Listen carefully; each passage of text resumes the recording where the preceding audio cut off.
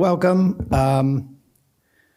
It's great to see so many familiar faces. It's great to see some new faces. Happy 2025 to all of you. I am Josh Graf-Ziven. I am the director of the Cowie Center on Global Transformation.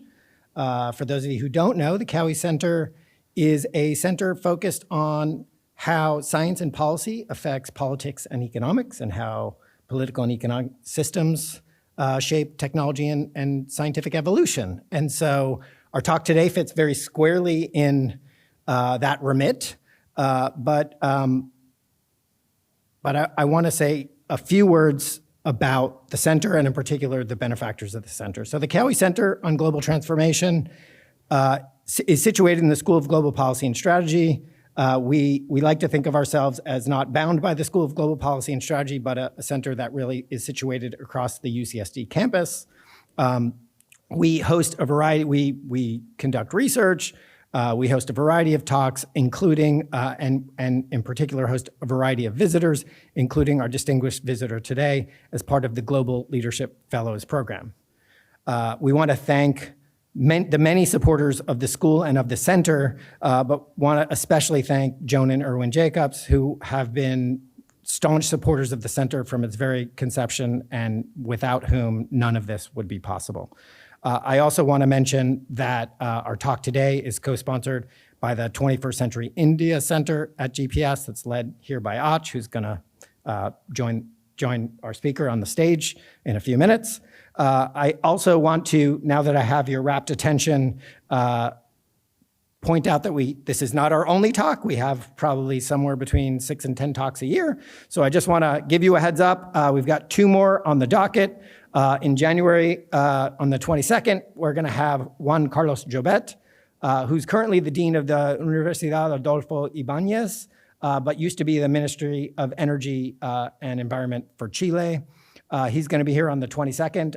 Registration for that is already open, so please go ahead and, if you're interested, go ahead and register. We'd love to see you out again. And then in mid-February, we're going to have Harvey Feinberg, who is, he's listed as president of the Gordon and Betty Moore Foundation. He's actually just stepping down from the Moore Foundation. Also the former president of the Institute of Medicine, a very thoughtful and interesting guy on all things science and technology, and we hope to see you out for that as well. A few housekeeping items. You're only stuck with me for maybe 1 more minute. We're gonna invite Atanu up here to speak to you. He's then gonna join Ach on the stage for some Q&A. Please, please, please save your questions for the end of the talk. You'll have time to ask them. That discussion will be moderated by Ach, but please think about your questions and be ready to ask them as we go. Following that Q&A, we'll have a small reception right here at the back of the room. And so welcome everyone. So with that said, let me give you a brief introduction, and I'm gonna make it brief because if I read all of Atanu's bio, we would be here for a very long time indeed. We are very, very lucky to have with us Atanu Chakraborty. He served as India's secretary in the Ministry of Finance in the Departments of Economic Affairs and Investment in Public Asset Management. He currently is the part-time chairman of HDFC Bank, where he was appointed by the Reserve Bank of India in May 2021.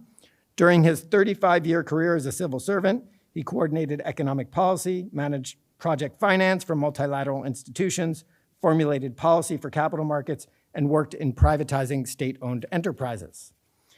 Within the industrial sector, he's been chief executive of companies in the petroleum and fertilizer sectors, including the Gujarat State Petroleum Corporation and Gujarat State Fertilizers and Chemicals Corporation. He holds an MBA from the University of Hull in the United Kingdom and received his bachelor's degree in electronics and communications engineering from the National Institute of Technology, Kurukshetra.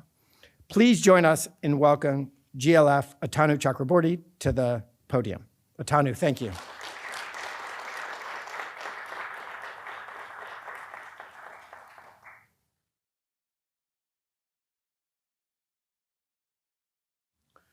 Thanks very much, Josh, for your very kind invite and introduction. Very good evening and a very happy New Year's. I do wish 2025 to be a fantastic year for all of you. And perhaps I'm the first speaker for the Center for the New Year's. And I'm sure the quality of speakers, as I could see, would continue to improve as the time goes by during the course of the year. But let's say it's been really an honor to be invited by the center, by India Center, Chancellor Khosla, his senior team, not only to have a conversation with all of you here, where you have been very kind enough to be here after 5 o'clock when the sun is almost down, but also to spend some time where faculty could spare their time. And I had very fruitful conversation over the period of last 3 days when I have been on this beautiful campus by the seaside. Of course, I missed going to the beach. However, that was worthwhile. It was the food for thought was really, really immense. As Josh has been very kind, I've been a career civil servant who spent about 3.5 decades in public life, working both, as you know, India is a federal country. I worked both at provincial government of Gujarat as well as at the federal level in India. And right from the grassroots level at governance and development initiatives that provincial governments normally have, and also at the federal government. I was lucky I was during that period when the reforms were taking place in India. Post 1991, things started really changing fast. I'll cover that part during the course of my conversation. And I had some amount of ringside views as to how the policy changes. Not that I really made big impact anywhere, but I could see the changes taking place, right from the policy changes to open up the sectors, to selling of parastatals, to opening up various sectors to allow capital flows, movement of goods and services, and so on and so forth.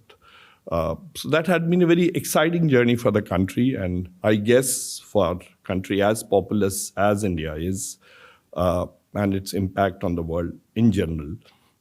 It's been, and I thought it would be a good time to share today. In an opening remarks, I would just like to share the history and the thought process behind what happened, or what I perceive to be what happened, and the institution that the country has. Rest of it would be up to Achyut as to what kind of direction he wishes to take. That's sort of a discussion. I will try to limit myself to as few slides as possible. However, unlike academics that all of you are, I cannot speak for too long. Civil servants generally speak less to hide a lot of things and a lot of things to happen. However, I really look forward to a very open talk. I've seen both sides. I've been in private sector for quite some time, and having seen both sides of the table, it's a perspective which is very interesting and distorted at times. Let me also put it this way. So kindly bear with me. I do not have too much of data to support what I say. Some of it is there. It could be either way. It's more of perceptions, more of observations, a lot of it anecdotal. In Sanskrit, we call all this as a part which is known as manan, a thought process, something which allows a churn. And that is why I took some time to just explain the basis of what I intend to speak. Thanks, and I'll just start with the first slide. Well, I thought I should be straight away come out and tell that how India looks like. It is a country with low per capita income, very moderate social indicators on health, literacy. If anybody is interested in numbers, I can share. They're improving, but they're moderate. One cannot boast about them. The issues are also related to access, inequality, infrastructure, though improving very substantially over the last few years, but still I would say moderate. It's not yet, unlike Southeast Asian countries, or like my neighbor China, a huge manufacturing giant. It has strengths in certain fields, like IT and pharmaceutical. It is the largest milk producer in the world. But however, there are distances to be covered in many other areas. A lot of it happened because of 1,000 years of invasion, colonization, extractive institutions that the country had. And at the end, at 1947 and onwards, it's a very young democratic country. And that's what I intend to spend some time on my second slide. It's a constitutional, inclusive democracy, and where the governments have changed very peacefully over the last 70 years, and very constitutionally, as much as you say in this country.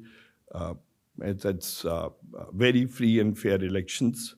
There's a very strong election commission, perhaps one of the best election machinery I have seen anywhere in the world. I have seen glitches in one of the best democracies that USA is during the electoral process.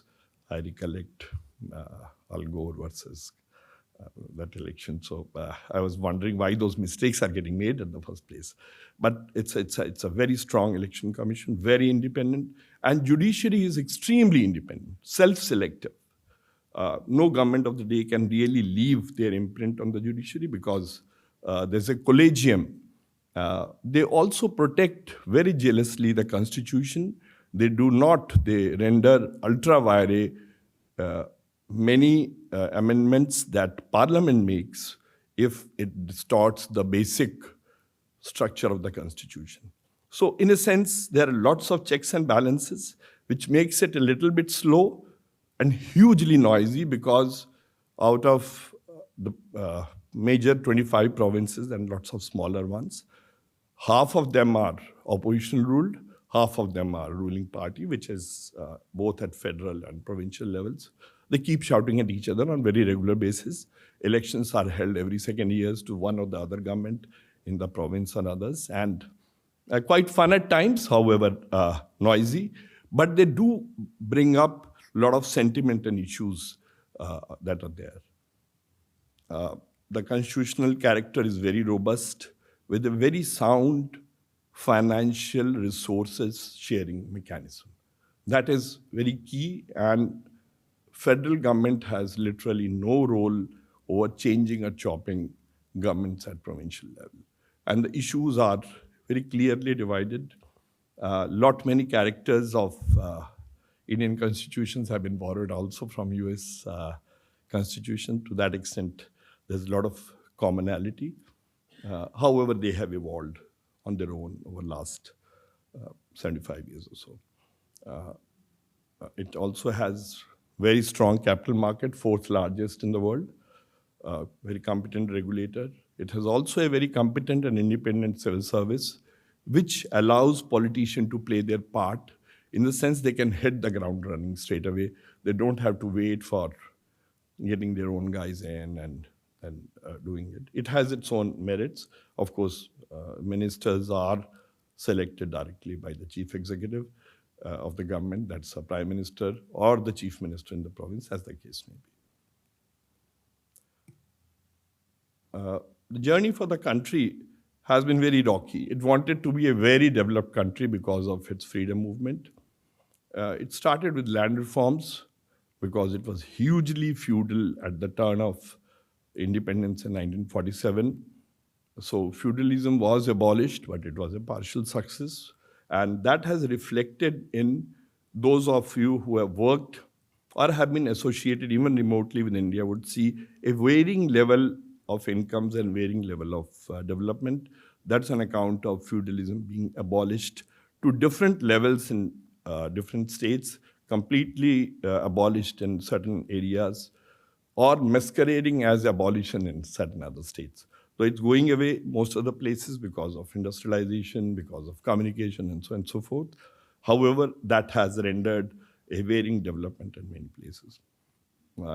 Events in 1960, especially lack of grain India used to get a lot of grain from US at that point of time to keep hunger at bay, led to a very large green revolution to, food security for India has been a major cornerstone. It overproduces now, in a sense, it's a fiscal issue, the overproduction of grain itself. However, that led to a very socialist structure of governance, which led to nationalization of banks, nationalization of many industrial houses, not necessarily expropriation, but it did lead to what was known at that time the commanding heights of economy being controlled by the government.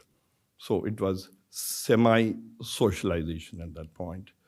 It had limited success, and in 1990-91, India had a major balance of payment crisis, and 91 onward, the reforms started, and India moved on to the path of a free market economy. And it's as free can be in any terms today. The institutions, they are evolving, reforming. However, the path is towards a market design, which is a free market design. The markets are, some of the features of the reforms you could see in the slide. And it is a continuing process. The major discussion, both at federal and provincial levels, is reforms. That's the first word which gets discussed whenever a new government comes in. Today, it is the 5th largest economy in the world, aspires to be 3rd largest. However, as I mentioned in my first slide, per capita income is much smaller. It is about $2,500 as compared to $82,000. So we know where we are. It gives us a sense of, we do feel a sense of reality, a sort of rain check for us all the time as to this country has to go a long way. It has relatively lower level of inflation, very strong monetary policy, a good central bank. Financial inclusion is very substantial, about 80% of the male and 76% for females. This number is as on 2022. It's perhaps much higher today. Digital transactions have grown hugely. Direct benefit payments to ensure that what government intends reaches to them directly. And I'd seen that during pandemic, it had a massive impact. The poverty reduction has been very substantial. And I'm not taking data from 1990 onwards, that would be much larger. Just between 2015 to 2021, 135 million were taken out of poverty. And that is called now multidimensional poverty. Actually, there are a lot of definitions on poverty today. But I have not taken the lowest one. I have taken multidimensional poverty number. But there are still about more than 150 million people still below the multidimensional poverty line. So there's, again, a distance to be covered. But the country has covered a distance. The inequality coefficient, while going down, is still a cause of worry. Social indicators, expenditure on health delivery is coming up. The life expectancy from 29 years at the time of independence to 76 years has seen a good increase. And other factors have also improved. Literacy rate is good. But again, the quality and delivery, access, everything has its own gray areas. Financial inclusion and much improved access of credit to poor, especially in rural areas, has made huge impact on poverty. I have seen a couple of papers, World Bank papers, and they actually could establish a very direct correlation there. Banking system had huge toxic assets around 2014 to 16. It has been cleaned up. It's a banking system which is perhaps very efficient today and can deliver. However, banking systems have their own restrictions on how much credit they can move into long-term assets. To that extent, again, there are certain, USA was lucky it had Hamilton at the turn of its independence who developed the bond market. We didn't have one, so we are developing the bond market, and unless that develops, we can't support large-scale infrastructure, that the kind of roads that you see here. We aspire to have them, but we know we have to wait a little bit. Capital flows have been very, very substantial.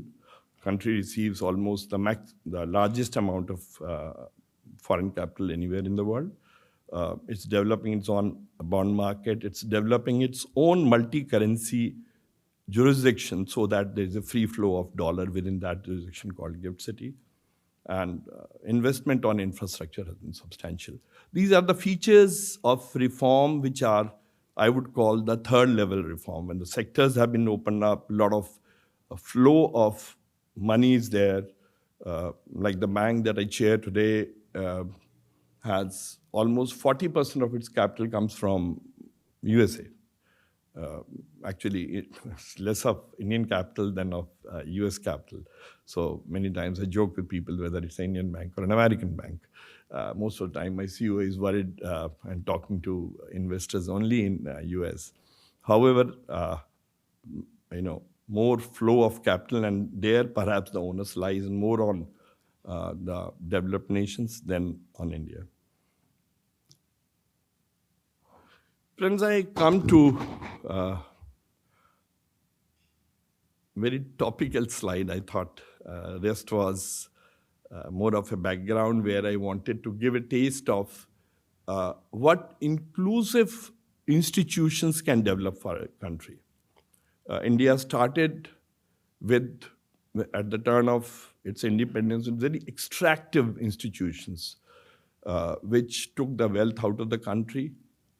Instead, it established very inclusive institution in terms of its democracy, in terms of its judiciary, in terms of the manner in which people were given access. It had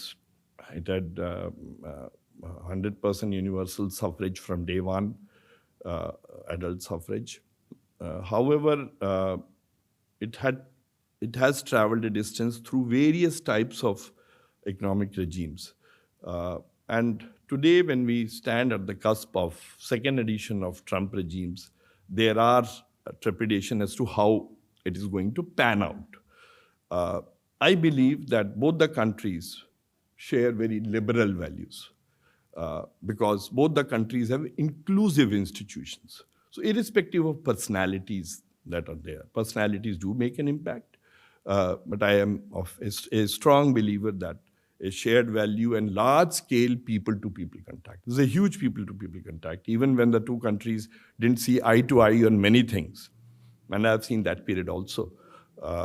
There is an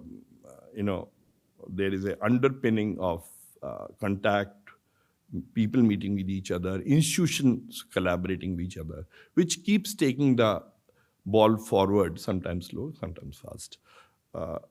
However, today, India is US's largest trading partner, has huge service export, has a large number of global capability centers in India where most of the firms who have set it up are from USA, where solutioning is getting done. And as I said, people-to-people contact. And most importantly, on geostrategic initiative, there's a very large commonality. I will not dwell on it further because that will take up most of the time of the discussion itself. But there's a very huge commonality. Not necessarily they are congruent. The added advantage in Trump era is perhaps a good chemistry between the leaders in the two countries, Mr. Modi and Mr. Trump. Both had very large sort of meets where they attended each other's meetings, not election meetings, general meetings. And they seem to be enjoying each other's company. And that's important as a chemistry. That's very important because ultimately, to bring the decisions, you need the leaders to be in sync with each other while they take forward their country's interest.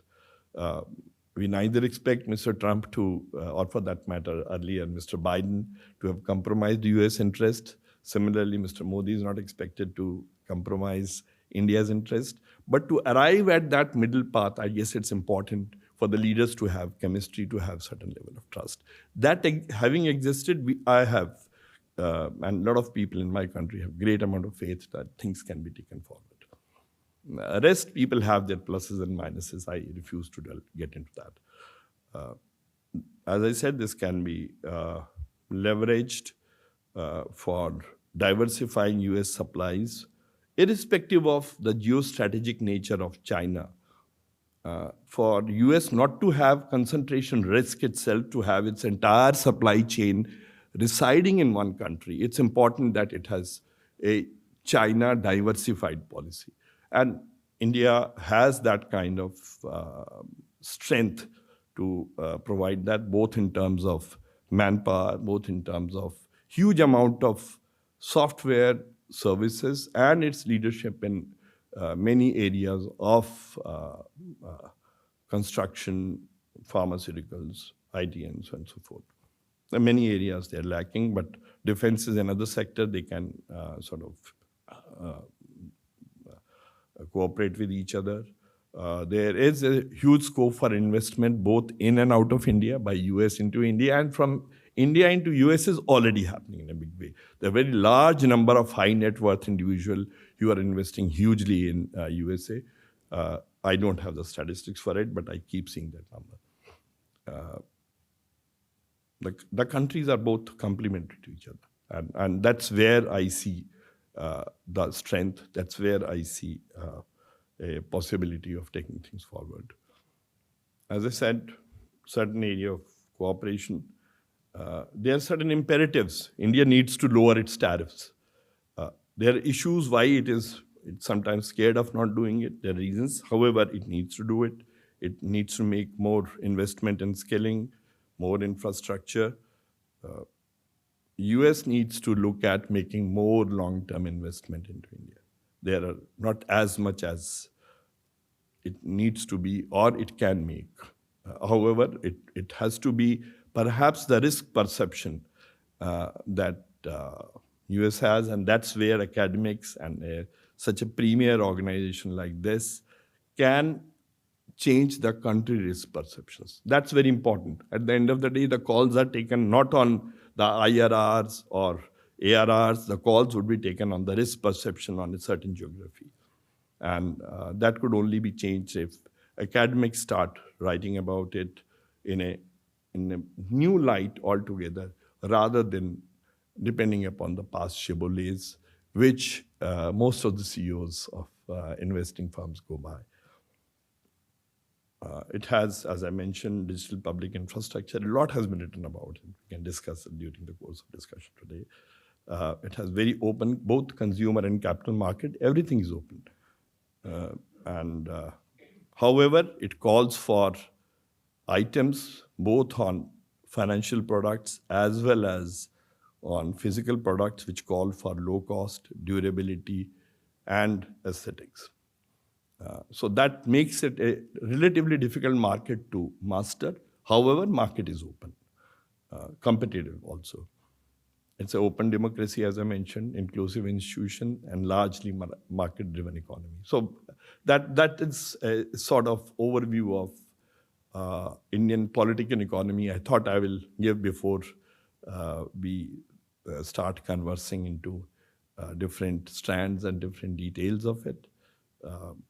And as I see between the two countries, the opportunities are immense. Thank you.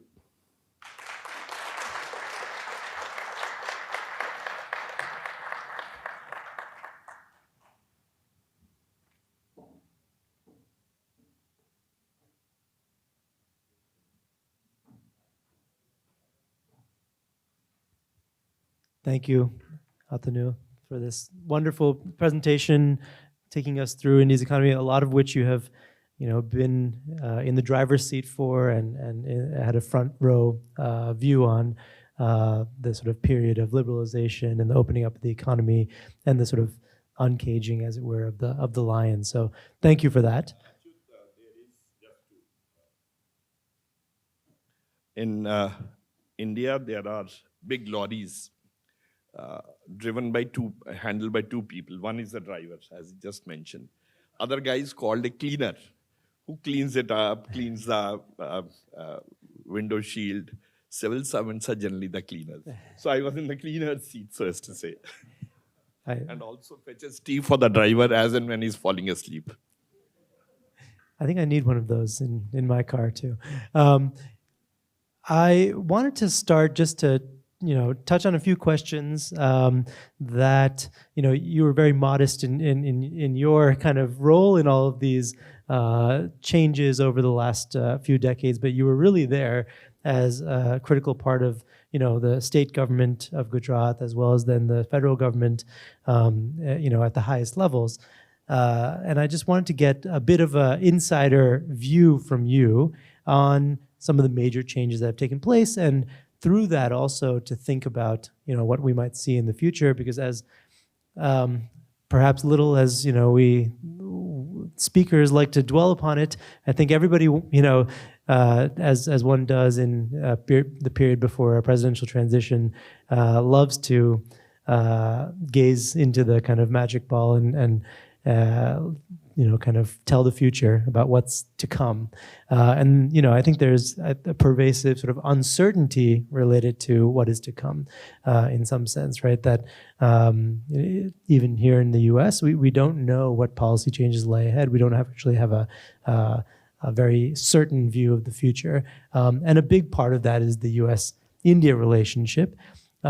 So I guess, before we address the particular sort of Trump administration, second administration coming in just a few days, and how that interacts with the PM in India.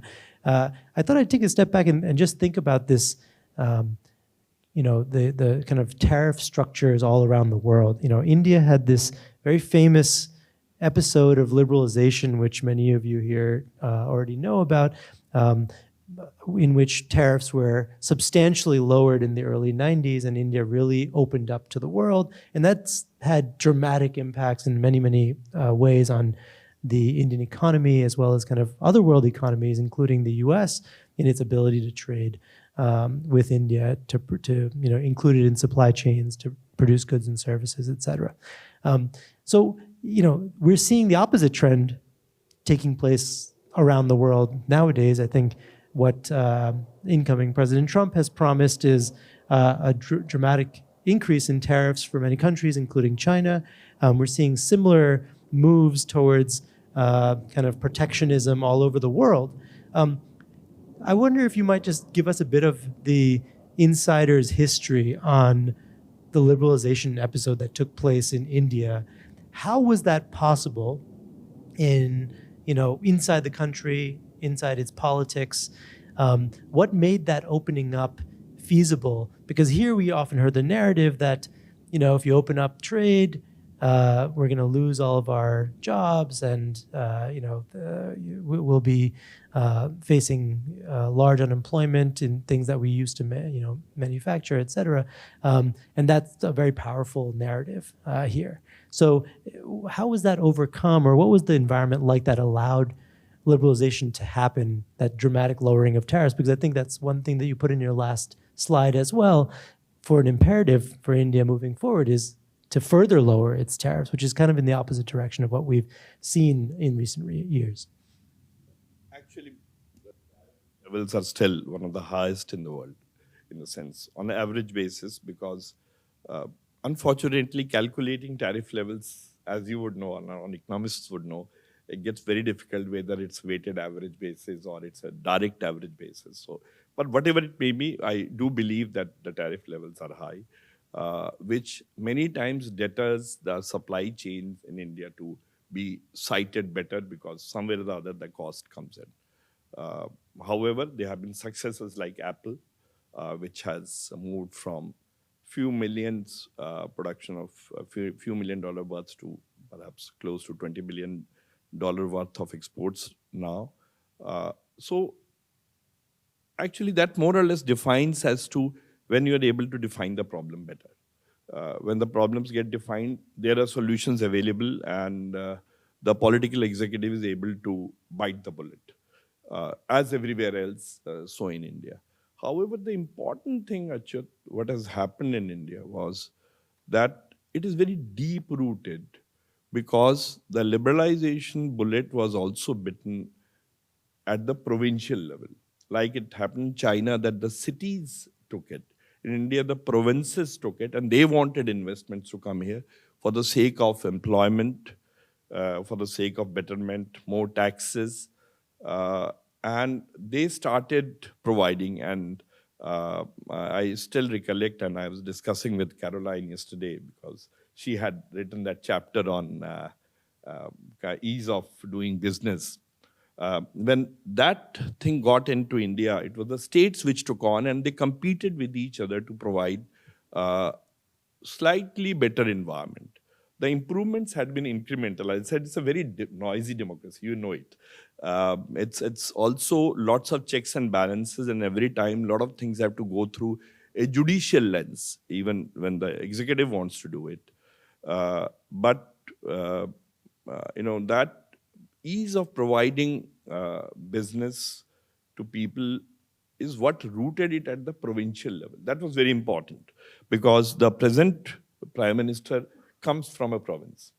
He administered a province quite successfully for about 13 years before moving into the federal government. So, and there are a lot of experienced politicians all over who have very experienced in leading their states. And the states are tremendously independent in leading their own economies. And that is the key factor, if you ask me. Rest all tends to fall into place. Perhaps our tariffs would have been much lower, but for a lot of dumping.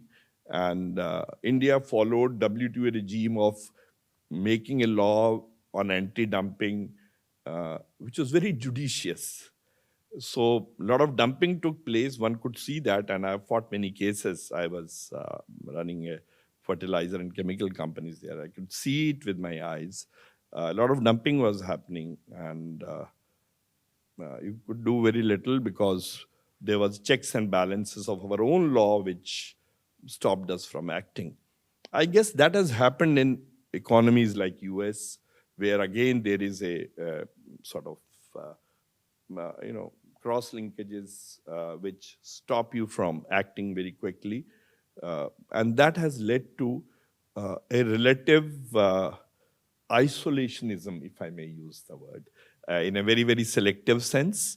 However, I believe today, while we get back to a very multilateral structure of trade and investment, it is important that we first get into a bilateral trade and investment treaties and deal with two countries at any point of time. And that's been a strategy India has been following, and I do hope with this chemistry that exists between the two leaders, we would be able to achieve, to a certain extent, a bilateral trade treaty. So that is, I guess, could happen, and I'm looking forward to it. I was going to ask whether you thought that the two leaders are going to go into a room and come out with a treaty in the near future. Do you see that chemistry kind of being good for both the U.S. and I India? do hope for that. Beyond that, there are individual business groups. I know pharmaceutical industry here would be opposing that kind of a barrier, because they have a cost issue. Similarly, some industries there would be opposing something else because they would have a cost issue. But I guess it makes sense in greater good for some people to give in something somewhere. I guess things do fall in place there. Fantastic. I wanted to address the second point you brought up about the imperatives that you see for India, which plays into kind of the viability of India to really be a major trade partner and a destination for U.S. and other supply chains outside of China. which is skills and the jobs issue. So I think, as many of you know who follow the Indian economy, despite robust growth, perhaps there is kind of a pervasive problem of underskilled job seekers, so that there's many vacancies, and at the same time there are many people who are unable to land those jobs.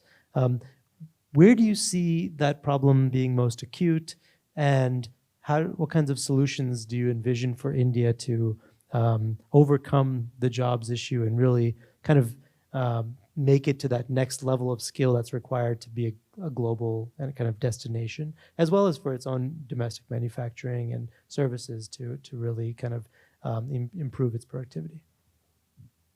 Take this issue at three levels, frankly. And it's a very, very interesting question and very close to my heart. I do believe that scaling is extremely important, but asking somebody to scale up is something is known to that person. If I get this skill, I'll do better. A better skill set takes you further. However, at a very policy level, India never aspired to be the factory of the world. We realize that somebody else will have some advantage somewhere and we will have some advantage somewhere. So let's complement rather than kill manufacturing across the world, which some country aspired to do. I don't want to name them. Therefore, in a process, the entire policy and savings were not directed towards just making manufacturing. I know about when I was visiting one factory, somebody said, all I need is a pair of hands. No, idea was to make people, make their lives better all along. And it was not for any altruistic reasons, because the democracy had percolated, and ever, if you see a village election in India, are as nastily fought as the borough election in USA, where all sorts of defects about the candidates are found out. So, those villages are called sarpanches. So any of those who have ever seen those elections would see that. But that means that you cannot use a human being just as a pair of hands and legs to deliver something. Neither you can take away their savings to improve infrastructure overnight. These are two major constraints which comes in the way of government always, as much as they want to provide. As I mentioned, that provincial governments are very keen to see that investment does come in the way. The second factor, as I said, was that we didn't want to be the factory of the world. However, employment provision was important. I see this employment provision as an output variable than really an input. We tried employment as an input. It fails badly. It weakens state. It disempowers the state and disempowers people. In Keynesian sense, digging holes and filling them up doesn't really help. So to that extent, skilling goes a long way. However, why a person doesn't take to skilling is somewhere part of our own success. We got into direct benefit transfers, which have been very, very successful. I know I was handling finance ministry in Government of India. My counterpart here in Treasury during pandemic, I was talking to them about direct transfer of stimulus, which was happening. So while in the first few days of April, we could transfer about 7 billion, USA was struggling with huge amount of checks which had to be sent through UPS. And many of them reached, banks had huge queue, and their people had the money. And of course, now they also make them, payments are very easy. That brings certain level of populism, if I may use the word within a very limited constraints. So people get a lot of money in their bank. If I get enough money to live, then my propensity to gain the additional skill slightly comes down. Secondly, it is the industry which also needs to invest, because government tries to give a skill, but necessarily it doesn't have the job on the other side. So despite having a full ministry for skilling, it has remained a question of chicken and egg and where the proper omelette actually really gets made. It's a question which is evading a sure short solution, so as to say. But wherever there are jobs like learning Java at some point of time, learning Hadoop now, you see in IT, people get, I've seen people skilling themselves up very quickly. So do in animation. So in so many sectors where they know that there is a pot of gold at the end of the rainbow. Indians are, in that sense, quite practical. And more so Gujaratis from your own home state in India. However, wherever there is some amount of hard work to be done or some amount of uncertainty in finding a job, the propensity to get skilled reduces. And I guess that is something we need to answer both academically, morally, and by policy. That's fascinating. Let me just ask one quick follow-up to that, then I'll open it up to the audience. Do you see, everybody here is very, very interested in the wide-ranging consequences of AI as a, potential augmenter of economic activity, as a displacer, of labor. What are your kind of ideas around the best ways in which India can use AI, the challenges that it might face, and in particular around this idea of jobs? Are we going to be seeing that a lot of jobs in India for things like BPO, business process outsourcing, and these operations that AI is quickly taking over or can do a large part of, going away in India as a result? Is that going to further contribute to this jobs issue, or do you see AI kind of also generating economic activity and jobs in a way that we haven't sort of realized yet? Actually, India doesn't do much of BPOs now. It's seen as a low value addition. So it's more of global capability center where solutioning it's become more important to find. Why I'm specifically hinting at that is that's where AI comes in. Because to write a easy code, why should I write an easy code? So I could do with a more, let AI write an easy code for me and then I like to correct it. No engineer wants to do the job of a quality control engineer. Whenever they get employed as a quality control engineer in software, they feel, oh God, what a job. I don't want to do it. How it happens to in the campus. So now a lot of quality control gets done. What worries me sometimes is whether AI is giving me the right solution, but perhaps my limited knowledge. I had interacted, and that's where institutions like this, I really look forward to their cooperation in India with other institutions to really give us some handle about. A lot of people are using AI there. A lot of companies in US have their teams and members of their teams who are using AI at different levels. For example, in cybersecurity is malware detection. But where the detection is a positive detection or a negative detection is again an issue. Where there are too many false positives or too many false negatives, again becomes, if it becomes too stochastic, then in itself it becomes a problem in itself which needs a resolution. So do we have engines for resolution of those issues or not, would be a question. Same goes for precision printing, for example. And frankly, we are not bothered about jobs being lost there.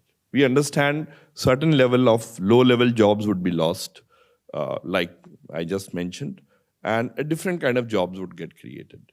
So we have lived through it. I still remember in India in early days, when computers were introduced, people were worried, oh God, computer will take away the jobs. Well, computer gave us the jobs, which is making us develop and adding hugely to our growth rate as well as the remittances into India, as you would know. So that's not a worry anywhere. However, the worry with respect to AI is uh, how much of consistency, how much of domain implementation we can do, and those kind of features, and also improving the data quality. I frankly feel that the data quality will go a long way in improving the quality of AI. I could be wrong. We have experts here who would possibly feel that at this stage, large language models and even small language models have reached a level where they can ride roughshod over bad data also, but I'm not too sure. It's a jury's out on that, and my mind is too small to gauge that part. But I Looking do at look some forward AI to, folks in the those audience things. right now, so maybe they can comment later. Well, let me turn it over to the audience. I know we have a few minutes left to take some questions. So if you just raise your hand, we'll pass you a mic, and then we can. So I'll just I'm going to call on the gentleman over there in the black shirt first.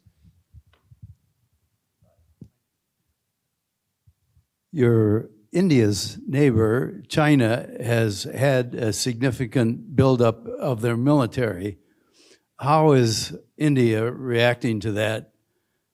And is this a confrontational event? I'm saying that China is building up their military, and I'm asking what India is doing in reaction to that. India has fought 5 wars since its independence, and number of skirmishes, which in other part of the globe perhaps would qualify as war, would be many. Therefore, maintaining, and as you recollect, sir, in my opening remarks, I mentioned about 1,000 years of invasion in the country. We are very sensitive to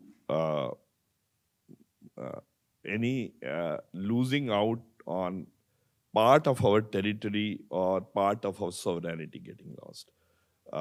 And therefore, the investment on defense is very substantial, though it's much more moderate than many countries, including China, as a percentage of GDP.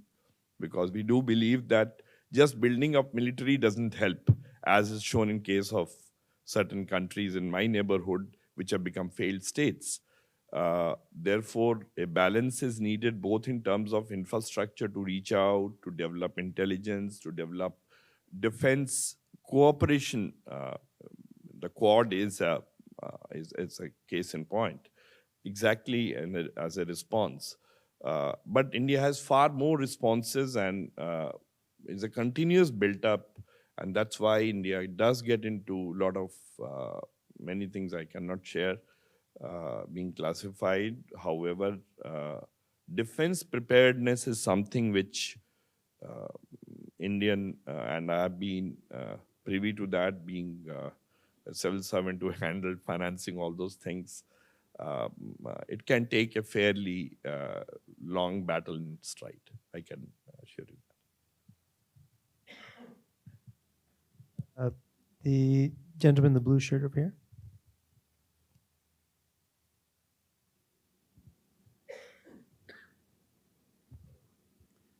Thank you for being here this evening. Very interesting to hear you.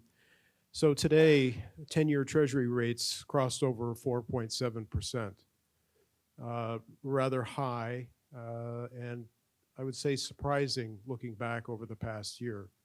What do you see as the impact of these high long-term interest rates on international capital flows and on the value of the rupee?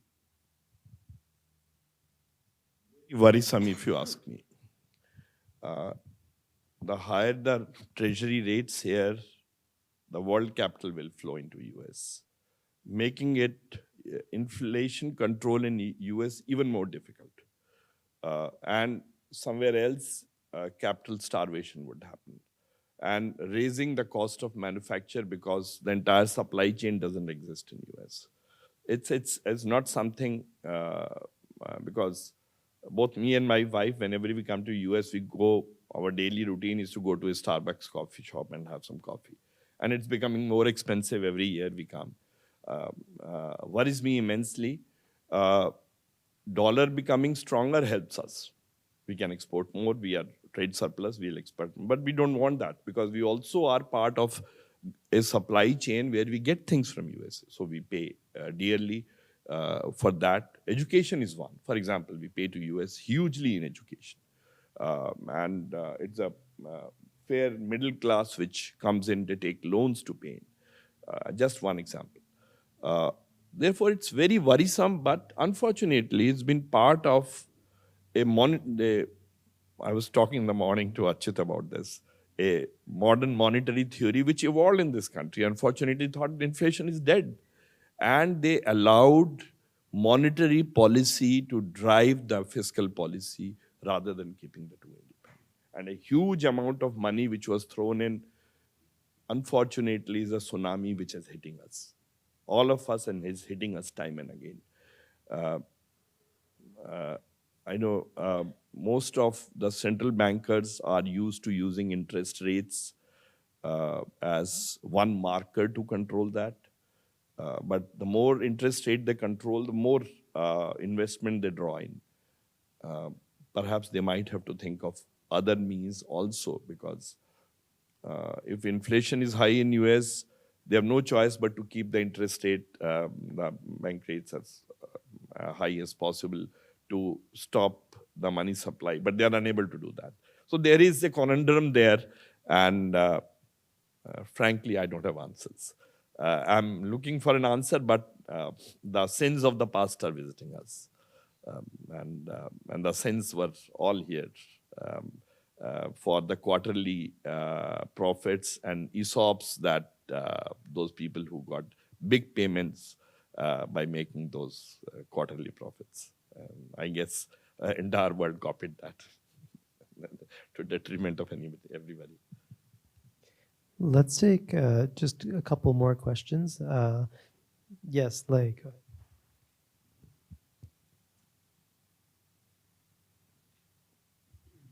Thank you. For a very interesting talk. I work at the China Center, where we also describe China as a dragon, but never uncaged, but still asleep probably. But I have a China-related question, related to internal market, internal commerce. I mean, you made the comment that that the liberalization in the early 1990s was in part due to the state provincial government taking the initiative. And in China, in some ways, that happened as well.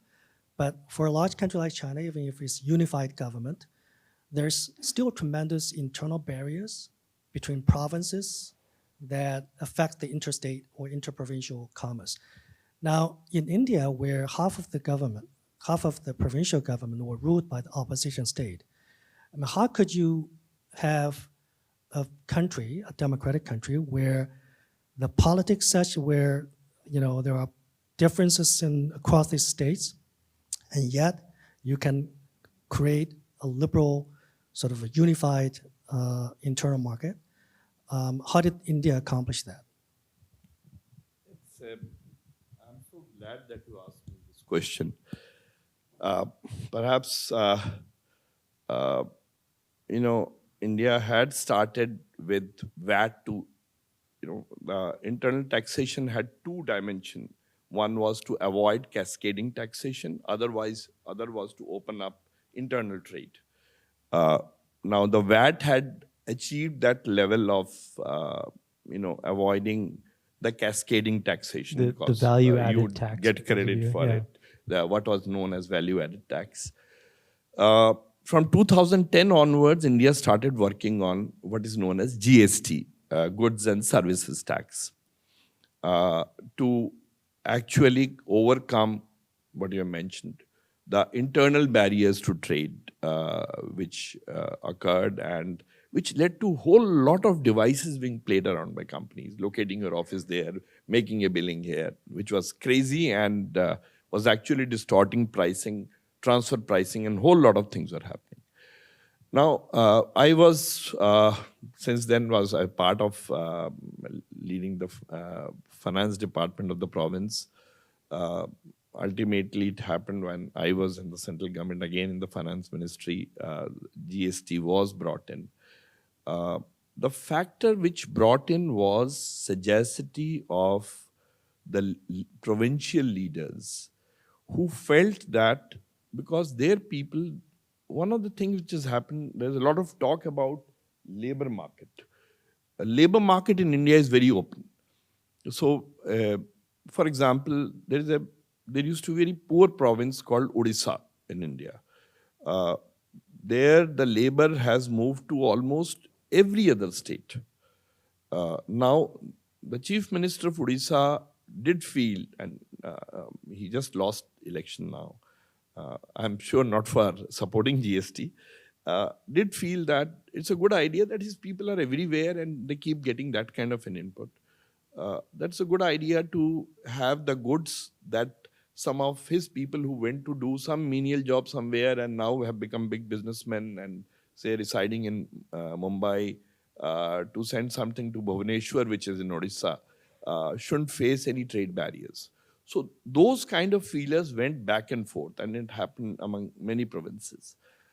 So there was a sense of doing the things. There was a relative consensus. However, to maintain the rates, the consensus was very difficult to arrive because so a GST council was formed, and though it's chaired by the union finance minister, but all finance minister states are members, and even if one state is opposed to they do not allow that change to happen. Actually, a tax very close to an item very close to my heart to bring gas within natural gas within the GST regime has not been happening because my own state, Gujarat, doesn't allow it to happen. They keep opposing because their revenues would get hit. And it doesn't take place. So that mechanism, which is very democratic in nature, that's why I talked about the institutions. And that's a very good example of an inclusive institution where it is not being imposed. All of them discuss, and most of the time, I must tell you, by lunchtime, the agenda gets over. They are able to arrive at, so there is a lot of back channel discussion, of course, that always happens in the morning. Breakfasts are light and discussion heavy, but lunches are always heavy, so things get over. So that has allowed interstate trade to move very, very quickly. There are a lot of other barriers to overcome.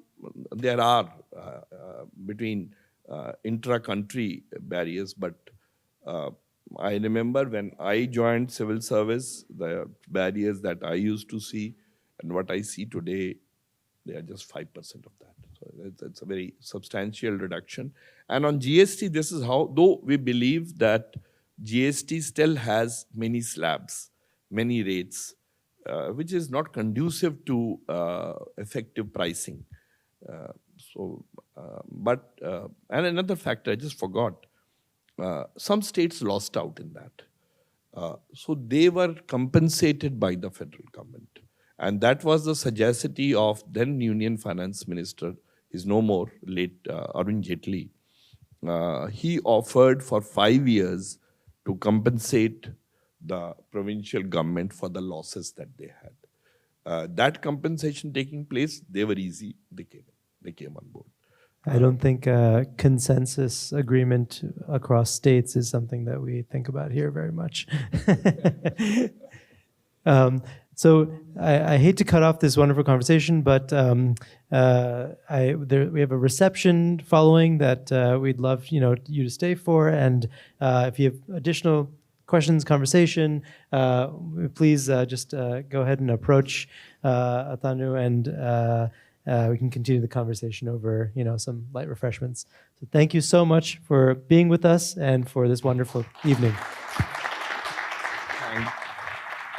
Thanks so much, Achyut, and thanks for very informed audience and very kind to listen to whatever I said. I know, as I said, as a civil servant, not everything is based out of a paradigm and a framework.